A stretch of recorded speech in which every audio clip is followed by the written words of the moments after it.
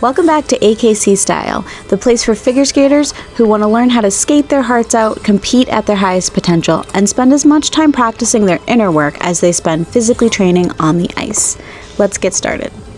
In today's episode, I am overwhelmed right now because I'm so excited to share something that I accomplished after many, many months of kind of like hype myself up about it and talk about it.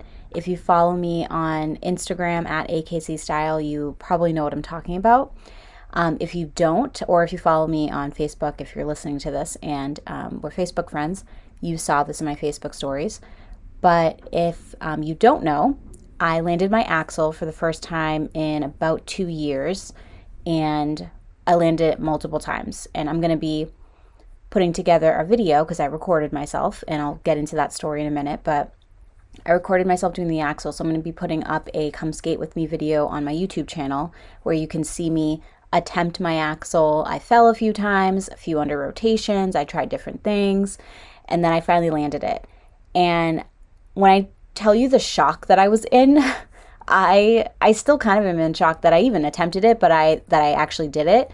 My Axel has been a jump and an element in my skating that has eluded me for so many years. And even when I first learned it and was competing still as a soloist, I struggled with my Axel.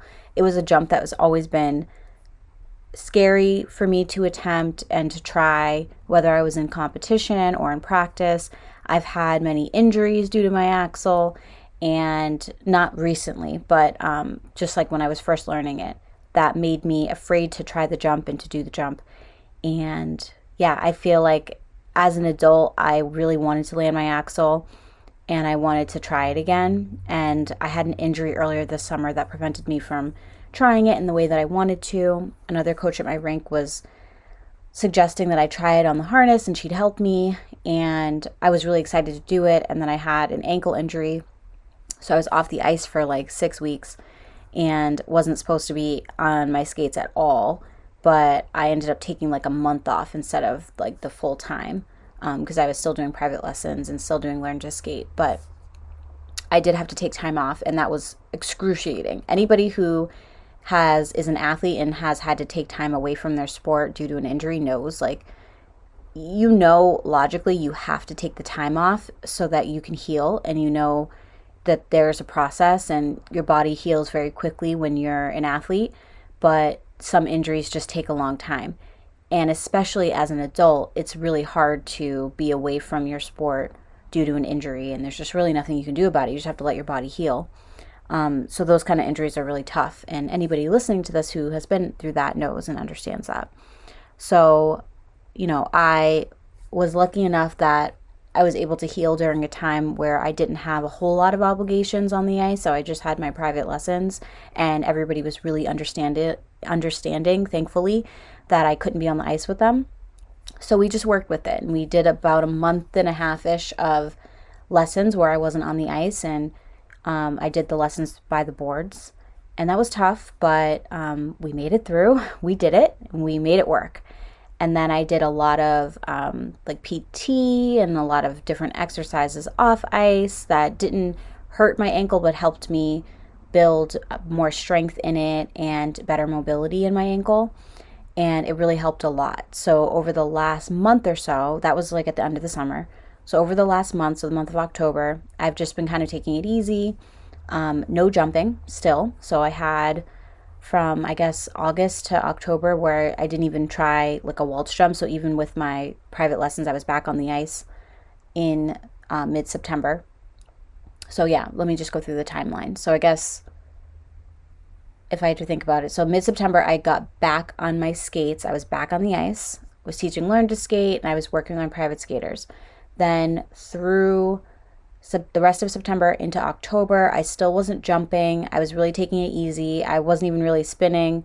I was just kind of standing on the ice in my skates, trying to make my ankle feel like more comfortable, just standing and not having any pain. And that was fine. And then still doing my PT exercises. I was still doing lots of ankle mobility exercises and strength training in my ankles and my knees. And that really helped a lot. And then I was having absolutely zero pain come end of October. So beginning of November, I started to try like a Waltz jump and a loop jump, like just here and there, like single loop jump, and was doing some spins and lots of footwork, some spirals. No pain whatsoever. And that was the first time I had experienced no pain in my ankle in at least a year. It might be a little bit more than that, but honestly, I've had this ankle pain for a very long time, so I can't really pinpoint exactly when it started. I just know when it got worse. So it had been at least a year come the beginning of November where I didn't have any pain at all, whether I was standing in my skates, walking around in my skates, skating on the ice in my skates, doing jumps, doing spins, doing spirals and footwork. Like there was no pain. I didn't have any like additional ankle support. So I had like no KT tape. I had no compression or other ankle support or bandages or whatever off ice or in my skate with no pain. So that was like a crazy big win for me. And I felt really excited about that. So through all the exercises I was doing to strengthen my ankle and condition my ankle, I did notice a very significant difference in how I felt just like walking around my house in my socks or my slippers, and my ankle felt really good. So the last couple weeks, I've been really thinking about jumping again and trying my double loop and thinking about some toe jumps that I haven't attempted in a while. My flip jump was a jump that made my ankle hurt when I landed, and same with my salchow, my single salchow, single flip. So I had been kind of staying away from those jumps in the last year or so. So I attempted those 2 jumps, zero pain, felt good about it. The landing was shaky just because I hadn't done it in a while, but it didn't hurt. So I kind of was thinking at the beginning of this month that I wanted to go for my Axel, and it's always something that's in the back of my mind. And I gave myself a goal at the beginning of 2024 that I wanted to land my Axel before 2025. So by the end of the year, I wanted to land it. And I knew that that was just still in my head. So that was something that I was really shooting for. But I wanted to make sure that I didn't hurt my ankle or overexert it or put myself back in the same place I was a year before. So it was a thought in my head, but it was like fleeting. And then we have a skater at our rink who has been on a journey with her Axel, and I've witnessed her journey, and she really inspired me, and she knows this. I've told her, and I've told her mom and her coach, and watching her journey in her Axel and seeing her land it and seeing her work on it was really inspiring to me. And I started to think, I was like, why am I making this such a big deal? Like, why is landing my Axel become like such a big topic in my mind, and why has it been something that is still scary to me after all these years? And I'm like, I need to just try it. And then I recorded the last episode. If you listen to episode 3 about resilience, I talked a little bit about my Axel journey in that episode, so you can go back and listen to that to just kind of hear like my thought process and how I started to even get on this train of thought about my Axel. But I started to think, like, why is it such a big deal? Why is this element like something that's is forever on my mind and is so scary for me to even think about trying again, when I'm not afraid to try my double loop. I'm not afraid to try my double toe. I'm not afraid to skate a 3-minute program or a 2.5-minute program. I'm not afraid to perform. I'm not afraid to compete with my synchro team.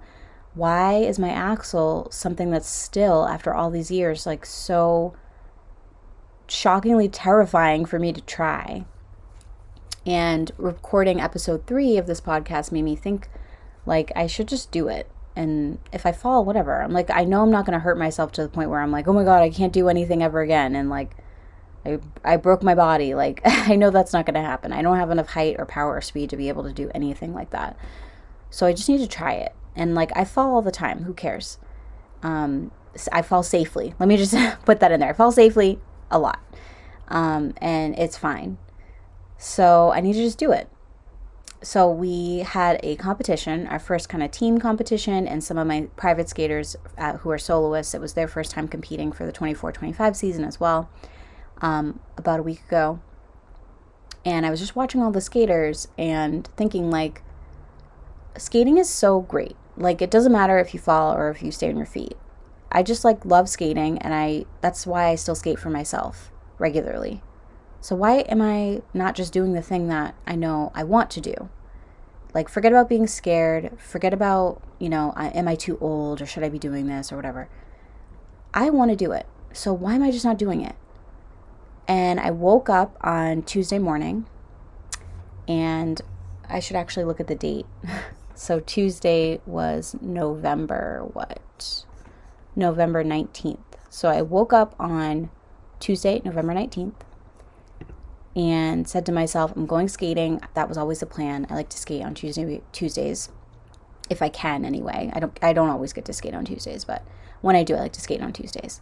So I go to public skating, and I'm like, okay, I woke up. I feel really good today. I feel healthy. I feel confident. I feel comfortable in my body. I feel like light today. I don't feel heavy. Like, if you're a skater, you know what the difference is when you just feel heavy. Like, not like it doesn't have anything to do so much with your weight. You just kind of feel like your body is just not all there on that day. But there are some days you wake up and you just feel like light as a feather. Nothing's on your mind. Nothing's pressing you. You don't feel stressed. You don't feel pressure. It just feels good. And Tuesday, November 19th, felt like that for me. So I woke up and I'm like, I think I'm going to try my Axel today when I go to skating. When I go public skating, I'm going to try my Axel and just see what happens. So, I wake up, have breakfast, go through the motions of stretching. I do my ankle stretches before I get myself ready to go to the rink, and drove to the rink and got there, and I still felt really good. I wasn't feeling any nerves. I wasn't feeling any pressure. I didn't tell anybody I was going to try my Axel. I didn't even 100% know if I was really going to try it, but I had in my mind that I should try it. Then I got myself together, got my skates on, got on the ice, did a warm-up that was probably 30 minutes of a warm-up, which is way longer than I normally do. But sometimes for me, when I go to public skating, a warm-up looks like 10 minutes. So I do a quick 10-minute warm-up just to feel the ice, to feel my edges, to get into my knee bend. And then maybe I start working on a made-up sequence of moves that are all edges and turns. I love doing rockers. So I'll do a bunch of rockers, inside, outside, forward, backwards, mixed with power pulls and crossovers. Sometimes I'll throw in some 3 turns. I'm way more confident in my forward, inside, and outside 3 turns than I am on my backwards, inside, and outside 3 turns. So I'll work on those and just connecting steps together. The Freestyle 4 dance step from ISI is all backwards, inside, and outside 3 turns. So I like to practice that sometimes when I'm feeling like I can't get my balance right. So I did that a couple times, and then not the whole dance step, but some of it. And I felt like everything was clicking. I didn't feel like I was leaning too far back on my heel on my 3 turns. My rockers just felt easy. The ice felt really great. It was kind of soft, so it was perfect for spins. So I did a couple spins, and everything just started clicking. So that's why my warm-up was 20-30 minutes. And then suddenly everybody who was on the ice, there was only a few people that day, but they all got off the ice. So it was just by myself. So I got private ice, and I'm like, I can't waste this ice time. This ice is normally hard and crunchy, and it's perfect today. Everything is clicking for me. I have the feeling that I need to try my Axel. I have a feeling I'm going to land it. I, wasn't 100% confident, but I had a feeling, and I felt like why would I waste this moment that I feel perfect and not try it? So I decided to go for it. But any skater who works with me, or if you have this in your own rink too, I always say record yourself practicing. That is the best way to give yourself feedback, but constructive feedback, because the camera doesn't lie. if you can look back at a recording of yourself, you can see if you under rotated a jump, you can slow it down, you can speed it up, you can zoom in, you can see your edge quality, you can see your landing position, if your toes are pointed, you can even see like where your fingertips are. That's so important. And I always recommend it to my skaters that they record themselves skating in practice. Not, you don't have to do it the whole time, but you should definitely record yourself doing moves that you feel like you might be struggling with or don't feel great. And you'll probably surprise yourself because it looks better than you think. It just gives you more of an objective point of view than listening to me say, good job, that looked nice, and then you're like, I don't believe you, it didn't feel good. Or if somebody else is watching you skate and they're like, that was beautiful, but you don't feel like it was your best. You have an objective point of view because you recorded yourself and you can go back and watch. And then it also is helpful so you can see your progression. But anyway, so that's what I did. I put up my phone on the side of the boards and I recorded myself. There was nobody else on the ice. And yes, there were people still in the rink. So I wasn't like totally by myself, because if I had hurt myself, then like who would find me? I'd just be laying on the ice like done. I'd just be like dead on the ice. So yeah, I did this safely. Okay. I wasn't like a maniac being like, there's nobody around and I don't want anybody to see me, and now I'm just going to like throw myself into my axle. I haven't done it in 2 years. I did it safely. So just want to like put that in there as a disclaimer. If you ever go public skating and you have private ice, that's great. You should use it to your full advantage and try all the things, right? Do your spiral across the length of the ice. Do your whole program multiple times. Like, you should take advantage of that. But what you shouldn't do is do anything crazy, because if no one's around, especially if you're in a rink where there's not a lot of like staff that's actively present that you can see, that's not safe. So want to put that in there as a coaching disclaimer. But anyway, so I did it safely. So I put up my phone, hit record, went over to my starting position, and you'll see this in my upcoming Come Skate With Me video, because I recorded enough of the video where I'm going to put it in there so you can see my whole session of my axle. But I tried it a few times and chickened out, and then I started to do some backspins. I did some Walsh jump backspins. I did backspins by themselves. I did Walsh jumps by themselves. I did Walsh jump loop jump. Like, I did a couple different things just to try to help me find my body alignment, my body awareness, and that really helped a lot. And then I decided to go for it, fell, and was like, that wasn't that bad. But I looked back at the recording to see if I had enough height and rotation to even get the 1.5 times around that you need to land the axle, or to get the rotation of the axle. And I did. I had enough. I was like a little cheated, but I had enough. So then I decided, and like, this is my crazy brain, because some things that are easier for me to wrap my head around are like the more difficult move. So just as an example, when I first learned my axle plagued me. I couldn't land it. I fell all the time. I hurt myself. Like, I was really struggling to do it. Sometimes I'd get up into the axle. I'd pop the jump open. Like, mentally, I couldn't wrap my head around the axle. But my coach taught me my double sow cow, and like within a few weeks, I landed it, fully rotated. I was fine. I tried my double toe. I tried my double loop. I tried my double lutz. Those jumps and my double flip. I did not feel fear doing any of my doubles. But the single axle, I still hadn't landed it cleanly. I was trying up through my doubles, up through my double lutz. And I still hadn't cleanly landed my single axle, because not because I couldn't, but because I was afraid. Like, it doesn't make any sense. It's totally illogical. It like literally makes zero sense. I don't even know why. So in my brain, sometimes the more difficult moves are less scary to me than the thing that is just like my mental block. So my axle has always been my mental block. So like when I started skating again as an adult, I started doing my double loop, and that was fine. Like, even if I fell on it, I was like, yeah, I'll do my double loop. Am I trying my axle? No, I'm definitely not going to do that. But I did my double loop, and I wasn't afraid to try it. But yeah, the axle, I still couldn't manage it.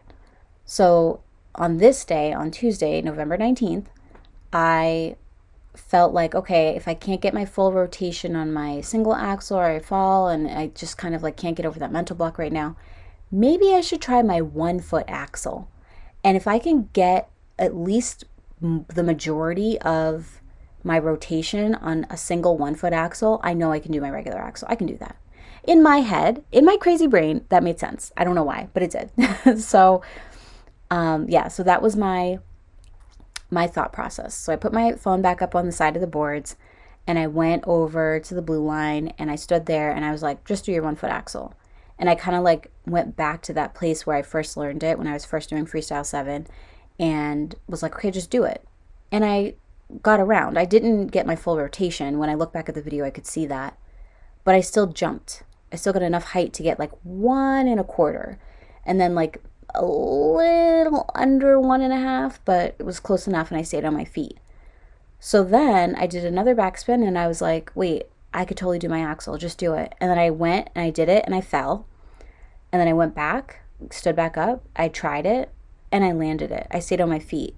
And when I came out of that jump, like genuine surprise, like I was shocked. You can probably see it in the video, but I was completely shocked that I landed it. And I started questioning myself. I was like, did I actually just land my Axel? I don't think I did. Wait, let me just double check. So I went over to the boards, turned the video off, looked back at the video.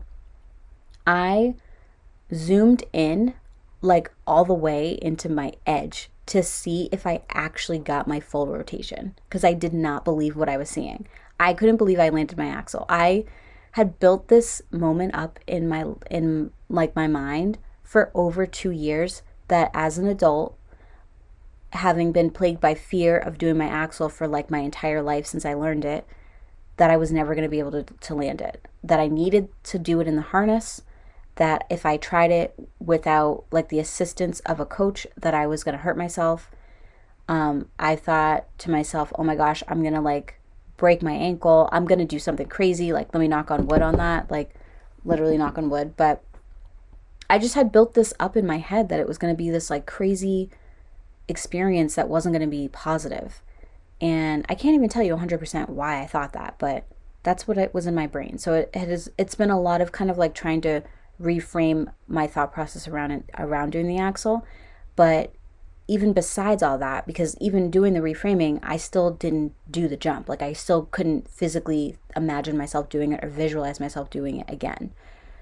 But it was the way that I felt that particular day, and ripping the Band-Aid off on November 18th to just do it. And like, what's the worst that could happen? Like logically, if I really think about it, like I'm not in perfect shape, but I'm in shape. You know, I've been working out. I've been really making sure that my ankle mobility is better. My strength is better. My other jumps have looked good. My single jumps, they've felt good. So why can't I do this? There is no reason. Just do it. And I did. And so I landed it. So I looked back at the video and was genuinely surprised that I did it. And then I was like, wait a second. I didn't even feel like that was the Axel. I felt like I did my Walsh jump and I was able to do it. So maybe I can do it with more confidence and it'll look better. And then I put the phone back up on the boards, hit record, went back over to the same spot on the blue line and tried it again. And then I tried it again. And then I tried it again. And then I tried it again. Like I did it enough times where I think that the video that I have is a couple minutes long, and I just was doing my Axel. I like couldn't believe that that was the case. I couldn't believe that that was what was happening. So, yeah, I'm still in shock that I did it, and I want to do it again. Like, now I'm like, I'm not afraid. I'm going to do it again. Like, I do want to land it again, and I will, but I just needed to get over that initial hump. Like, I definitely think I needed to get over that hump. And now that I have this confidence to try it again, I don't think I'm 100% ready to try it from like backwards crossovers yet with speed. I want to still ease into it by just like doing it from standing. Which is actually harder because you don't have the momentum to help you get the height or the rotation, but it feels safer. So if I could do it from standing still, then I know I could do it with speed, but that'll come. I'm not like totally crazy. I'm not completely a nut job that I'm going to just now throw myself into it with speed. I do need to kind of like get that progression and get the muscle memory back of doing the jump and landing it. So yeah, I want to do that. But then the other thing I did during that session, I knew when was enough. I knew to say stop. I knew to say to myself, you did it. You accomplished your goal. You're good. You have nothing to prove, no one to prove to. Move on to something else. Use this energy you have from landing your Axel to go do something else, and to do that something else really well. I knew how I felt when I woke up, and I knew the way that it felt to land the jump and to accomplish that goal So I was like, I can keep going. I can keep doing this. And I want to use that momentum to propel me forward.